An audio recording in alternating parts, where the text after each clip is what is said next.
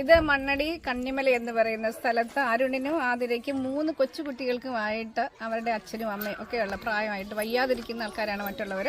അവർക്ക് കിടക്കാനായിട്ടൊരു സംവിധാനം ഇല്ലാതിരുന്ന സമയത്താണ് നമ്മളിത് കാണുന്നതും. അങ്ങനെയാണ് ഷിക്കാഗോയിലെ എൽമാഷ് CSI ചർച്ചിന്റെ നല്ലവരായിട്ടുള്ള ആൾക്കാരുടെ സഹായത്താലാണ് അവരുടെ 4ാമത്തെ വീടായിട്ട്, നമ്മുടെ 301ാമത്തെ വീടായിട്ട് ഇന്നിത് കൊടുത്തപ്പോൾ ഒരുപാട് സന്തോഷം.